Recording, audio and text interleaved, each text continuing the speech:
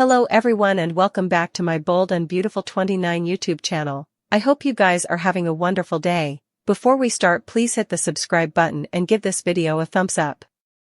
Taylor proposes to Ridge. Meanwhile, Nick tries to sway Brooke's decision. Ridge and Taylor, who are dining at a eatery. Seated at a bitsy two-person table, Taylor proposes. The brunette says that she wants Ridge to be her hubby. Also, she pleads with the developer to tell her that he wants to get wedded too. The look on Ridge's face says it all. While he loves Taylor and is committed to her, he doesn't feel too eager to tie the knot. It's intriguing that Taylor is proposing. Not too long ago, Ridge was the one moving really presto with Taylor. The two moved in together right down, and Ridge talked about them getting their own place. Ridge wanted to seal the deal snappily back also. But now that Nick is back pursuing Brooke, effects feel to have changed. The look on Ridge's face is pain and awkwardness, however, also that will tell her everything she needs to know, if Ridge tells Taylor not right now. At the same time, I wonder if Taylor will go to extreme lengths to hang on to the man she wants. Over with Brooke, she gets another visit from Nick. It seems that Nick was observing on Ridge. The seaman reports some painful intel to Brooke, but it could also be just to sway her decision. Nick wants the golden reverse, but knows she's fixated on Ridge. So, if Nick lets her know that Taylor proposed to Ridge, will she agree to leave with him? Will stops by Luna's apartment. Luna invites him in and Will explains that he broke up with Electra. This is where the exercise gets a bit outrageous and how we know it must be Luna's fantasy. Will says that Electra just didn't excite him the way Luna does. Also, Will says he likes Peril and that's why he's there. Luna nuzzles his neck, also the two passionately kiss. Luna kissing someone. Will to deceive Luna. Taylor proposes marriage to Ridge. Taylor proposing to Ridge. There's nothing wrong with a woman proposing to a man. This wasn't planned and it seems to be a knee-haul response to Brooke flaunting about Ridge getting jealous of Nick. It seems that Taylor's offer will be eavesdropped by someone. Before we get to that, let's talk about the look on Ridge's face during that offer. For Taylor, it seems like Ridge feels awkward, not overjoyed, by Taylor's marriage offer. The developer still might say yes because he doesn't want Taylor to get broken heart pattern again. The person who overhears the offer is likely Nick. It's teased that Nick is the one who tells Brooke about the offer. The Golden is shell-shocked by the news, also asks about Ridge's response, however, also I could see Brooke agreeing to give Nick another chance, if Ridge says yes. Sheila will have a warning. The reformed villain addresses about how the Spencer men have a tendency to deceive and betray. The grandmother could be talking about Bill pretending to be in love with her just to get admissions. Interestingly enough, it seems that Will is a lot like his father. Will claims that he ditched Electra. At Luna's apartment, Will claims he likes Peril and that's why he's there. Luna starts making out with him, but the look on Will's face is lust. It's nausea, so easily there's a plan in place. Will might get Luna to trust him and admit her felonious plan. Still, Luna is veritably tricky and might get an indication that commodity isn't relatively right, however, also that could put everyone in peril, indeed Will himself, if that happens. Nick has come back to LA for a visit.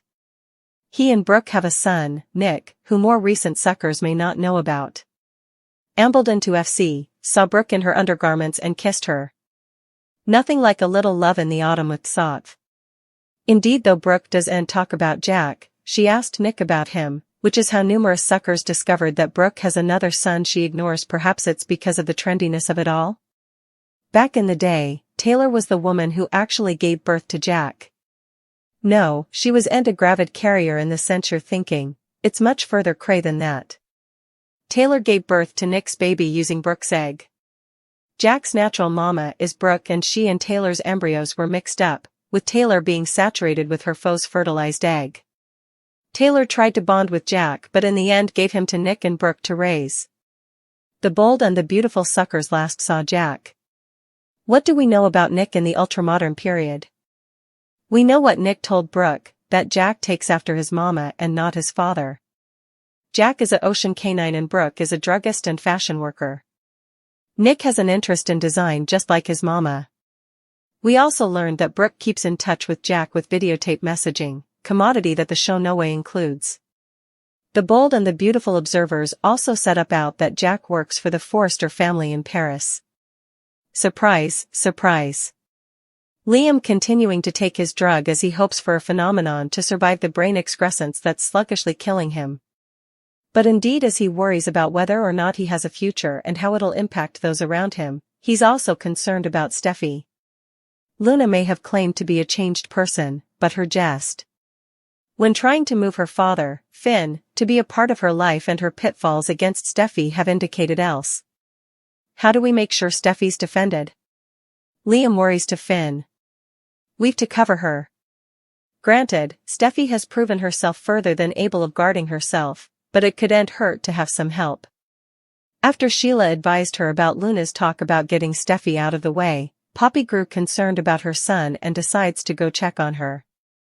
But Luna isn't in the mood for any maternal supervision or concern right now. I'm gonna make the most out of my freedom, she angrily declares. And nothing is gonna stop me.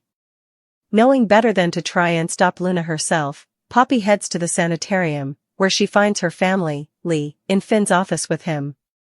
Addressing them both, she brings them up to speed on Luna's recent jest and her enterprises. I'm upset Luna is getting unglued, Poppy frets. But is there anything that any of them can do to help her from doing commodity awful? Luna has taken the new gun that she lately bought and is learning how to fire it at a firing range. Suddenly, a familiar face enters to join her. Luna, is that you? Asks Remy. Turning to face him as she removes her observance protection, a sly smile crosses her lips as she recognizes the Joe. The two connected compactly back in February when they encountered each other at Bill's, where she was staying and he came to fix the air exertion. But Remy's got a felonious history of his own from stalking Elektra, who's also on Luna's mega-hit list. The idea of these two teaming up is nearly too horrible to consider. When Steffi jests both grief and guilt with Liam. Meanwhile, Hayes gets a gift from a nice lady. He has no idea that that woman was Luna. Taylor visited Steffi. The mama-son brace caught up with one another. Their light discussion took a serious turn. Steffi broke down in gashes as she talked about Kelly losing Liam. She's formerly passing guilt and grief over his impending death. Steffi was thankful to her hubby for taking care of Liam. The discussion shifted toward Luna. Taylor reminded Steffi that Finn felt responsible regarding Luna. But she knows that he'll cover them. Steffi doesn't want Hayes around Luna. She pledged to make sure that he doesn't know of her. But that might not work to her advantage. Luna still lurked outside the new art academy that Hayes attended. While they were outdoors, he wandered down from his classmates and ran into Luna.